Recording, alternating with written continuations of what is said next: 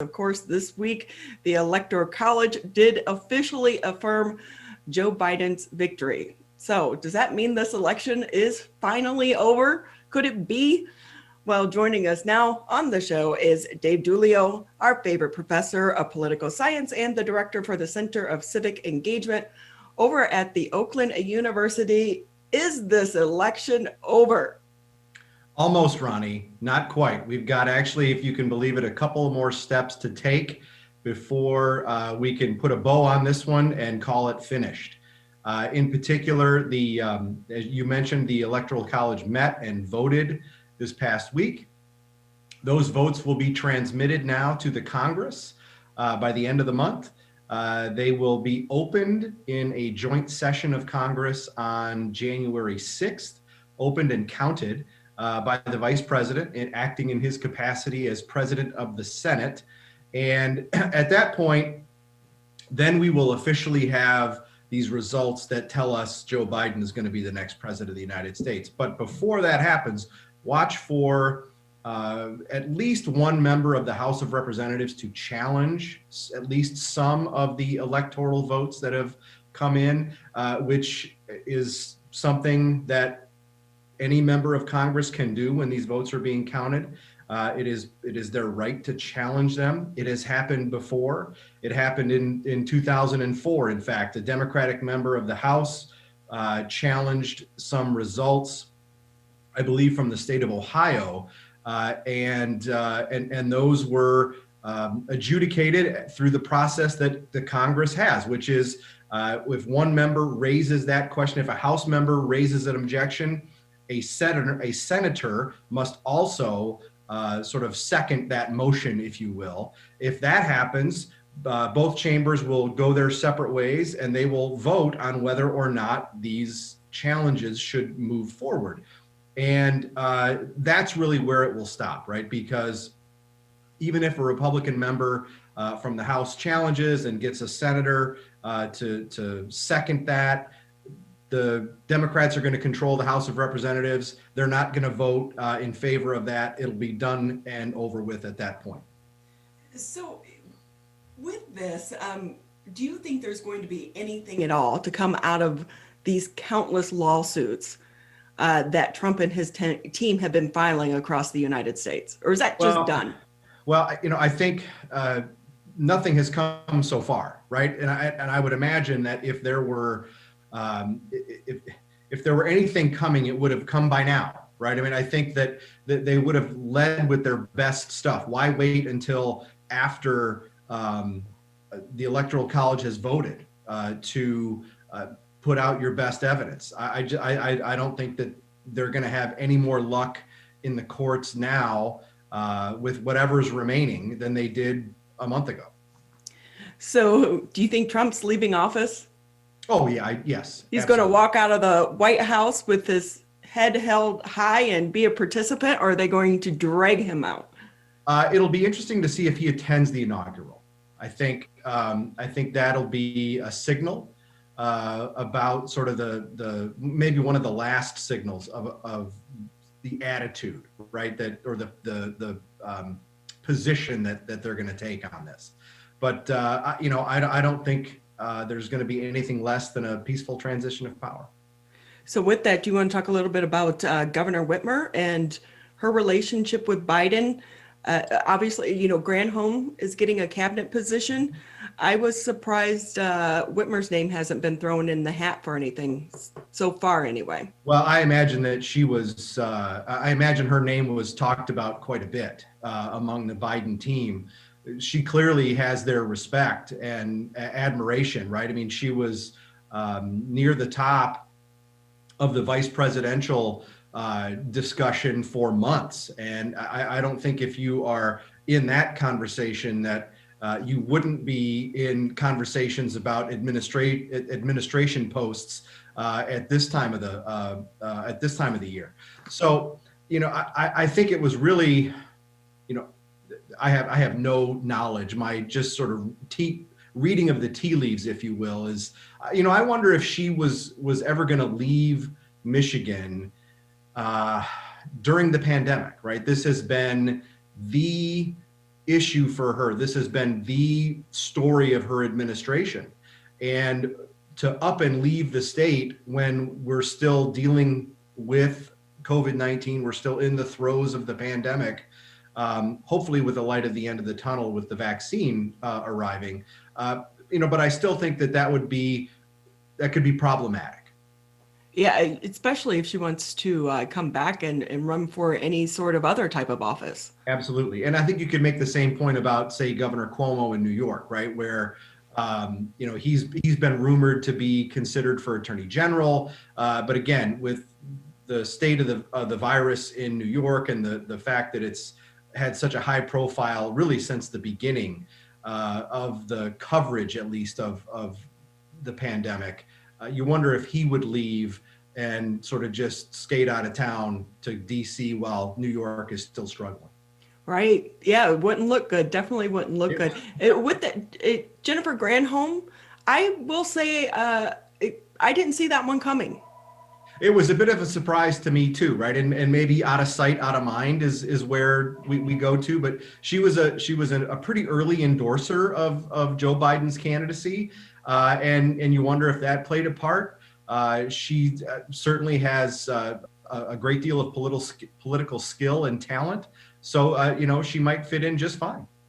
I really have been surprised through the years that there hasn't been any talk about her leaving the state of Michigan, basically right after her term was up. She was like, bye, I'm out of here. And there seemed to be really no backlash on that at all.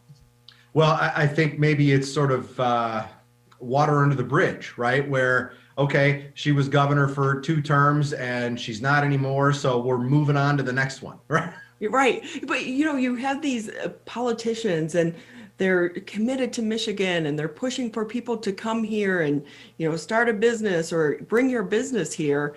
And then when they get the better opportunity, they up and leave. Well, talking about hypocrisy among politicians is, tell me something I don't know, right?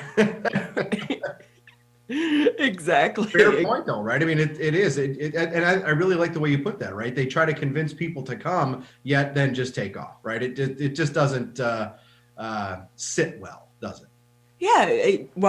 It seemed though no one really cared because Right. she left, and then she's been kind of a talking head for so many of the news outlets since then, since she's been in California. So with that, here locally, of course, some of the local politicians or the state politicians are trying to pass some, resolution to form this committee so that they can basically shut down any health orders that are going to come out in between sessions. What's the possibility of something like that actually happening? Yeah, I think that's a really good question. It's very interesting. Of course, this stems from the governor's battle with the legislature and the legislature's battle with the governor over the last 6-8 months about who has power and authority. And of course, the Michigan Supreme Court decision that was thrown in there that said, yes, the governor does not have the power to unilaterally impose these restrictions after a certain time period. And this is the legislature doesn't appear to me has gotten any traction with the governor's office to get her office to engage with them. There's not been any, as far as I can tell, cooperation or consultation, meaningful, right? I mean, maybe they talk behind the scenes, but nothing that we in the public see, right? So this might be one of those last efforts for the year on the part of the legislature to try to get some piece of the action, if you will, some aspect of authority in dealing with the pandemic. And it's not, for me, it's not right or wrong, but it's this question of shared powers, right? We have this system where not one branch of government is supposed to have all of the power. And maybe you could disagree with it or agree with it. What your viewers and listeners can make up their own mind, right? But from where I sit and looking at it from a separation of powers, a shared powers perspective. It's the legislature trying to say, hey, we're part of this too, and we're elected representatives of the people. We ought to be part of this. So if they're talking about forming a committee. Would they, if let's say it does passes the Senate, let's say they are able to actually get this through, would they have the legal power to do anything with it? Yeah, I'll be honest with you, Ronnie. I have no idea. When I read about that, I asked sort of in my head the same question, and I don't know if this is unprecedented. I've certainly never read anything about a situation like this. In fact, we are in unprecedented times, right? In the having to deal with the pandemic for the better part of a year. Throw in the disagreements between the governor and the legislature. Again, as I said, this is the legislature trying to wrestle some aspect of their power back, if you will, or inject themselves into the decision-making process. I have no idea if it is going to be able to do what they think it's going to do. Again, color me shocked, right? It'll probably end up in court, right? Yeah, which will defeat the purpose of why Right. they're trying to form this committee Right. in the first place. I know that it just came across my phone, the alert that the governor is going to be holding another press conference this afternoon to talk about COVID-19. Obviously, today's the 18th. The pause was set to expire Right. on the Yep. 20th. So Yep. my guess is she's going to extend at least portions of that pause. Right, and I think that there are, from a political, dare I say, Michigan constitutional perspective, I think it's very interesting to see this play out, because we have had this challenge over the summer from the legislature, and the Michigan Supreme Court did say that the governor had gone beyond her power.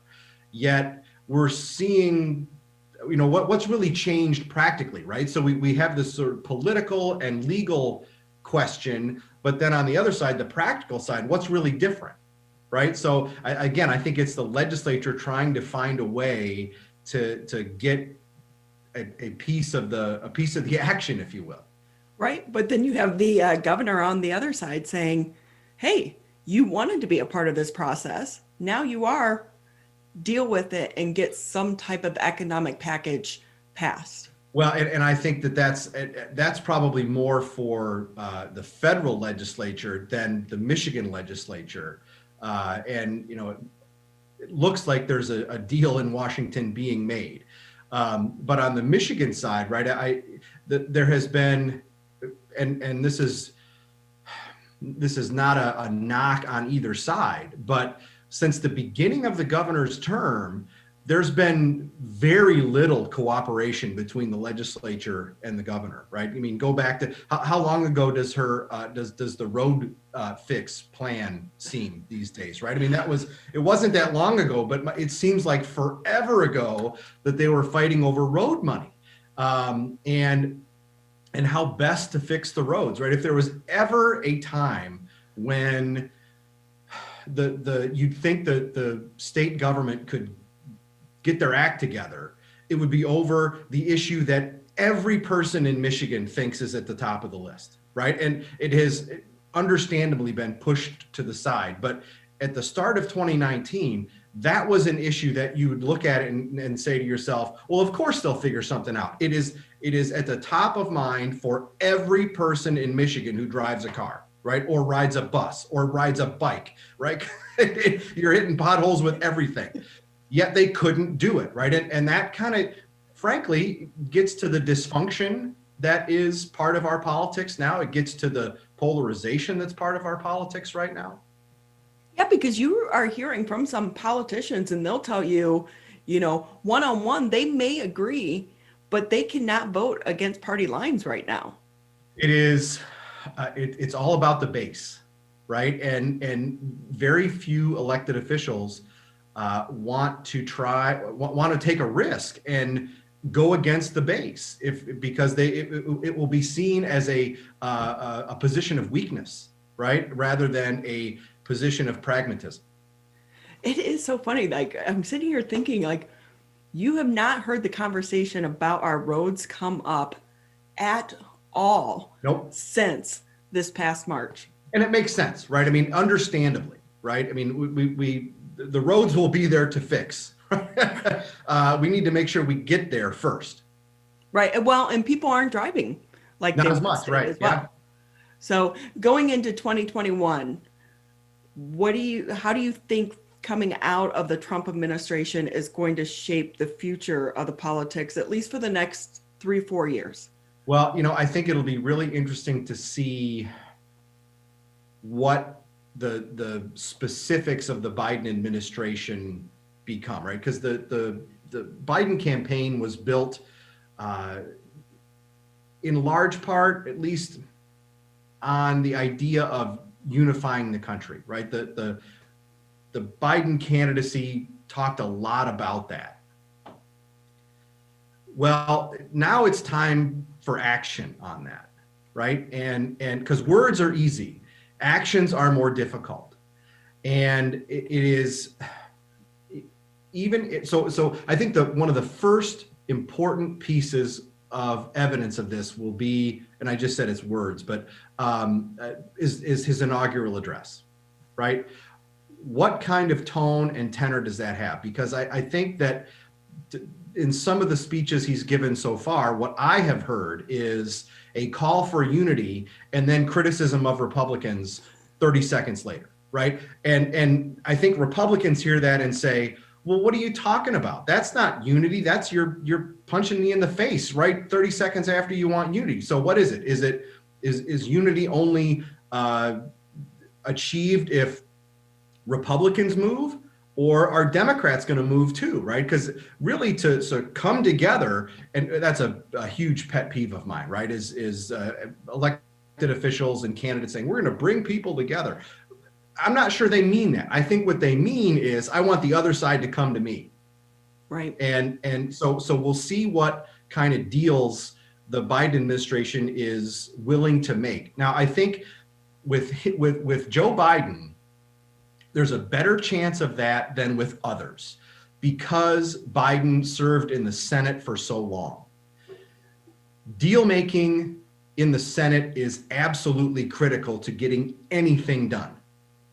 His long service there, and in fact, his service there when it wasn't so polarized, right? He goes back so many years. He's got such a long history there.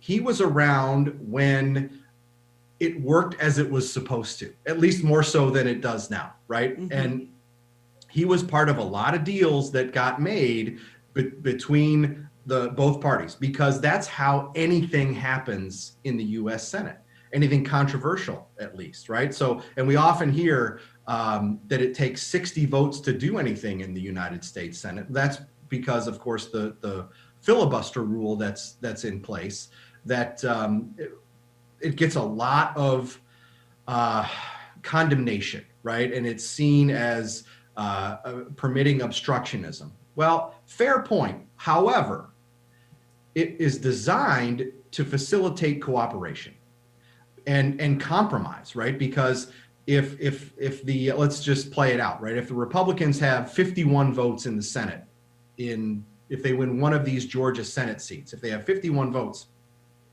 the filibuster is there to protect the minority party, right? From having the majority party run roughshod over everything. So if Republicans have 51 votes and want to do anything, they need to get 9 Democrats to come over and be part of that deal, right? That's what it's for.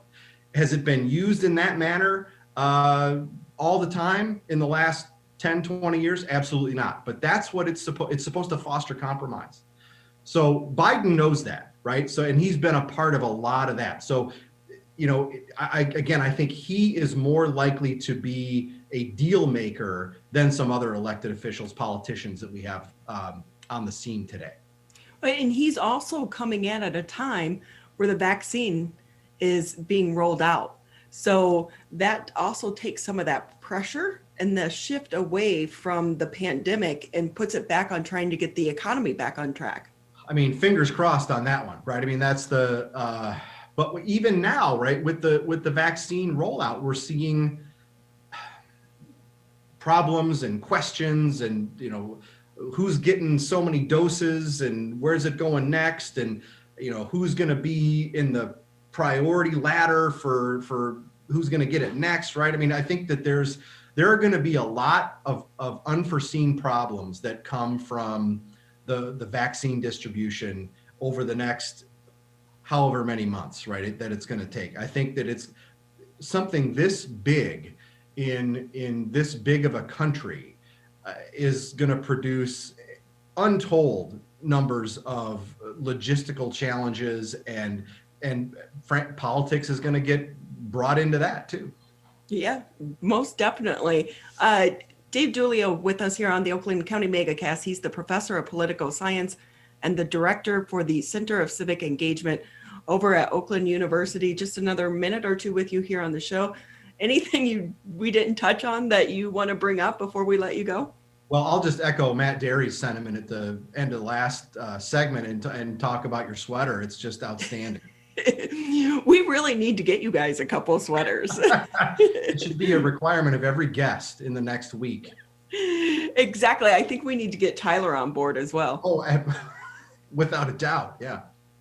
So Dave, just so you know, I'm actually a person who put on a turkey suit and went running through Sylvan Lake, because usually you do the turkey trot. Absolutely. And then you fit in. Everyone's wearing that or a tutu or something. But it got canceled this year, so we did it virtually through the streets of Sylvan Lake. And I had two friends. I show up. I'm like, I have turkey outfits. And they're like, who has 3 turkey costumes? I'm like, me. Yeah, 1 is questionable. 3 is... That's a problem, Dave. Yeah, you said it. I didn't, Tyler. But you have to have a little fun. And tell you, at 2020, we are counting down to the new year. We can't wait, right? It can't end fast enough. Oh my gosh, I'm telling you. Well, Professor, always great to have you on. Quickly, so the next semester, are you guys going to still be remote there at Oakland University? We're going to start that way for 2 weeks and see where we're at. But the current plan is to, after those first 2 weeks, transition to a number of in-person classes. Oh, students will want that so much. I think Absolutely. For the first time, they're like, man, I'm over this remote stuff. Yeah, we all are. Right. Yeah. Well, let's fingers crossed the numbers stabilize and go down. And then with the rollout of the vaccine, we can get back to some type of life that we used to know. It'd be nice, wouldn't it? Oh, my goodness. That'd be the best gift for 2021. For sure. Well, thanks for being with us. Happy holidays My to pleasure. you Same and your to you. family. Take care.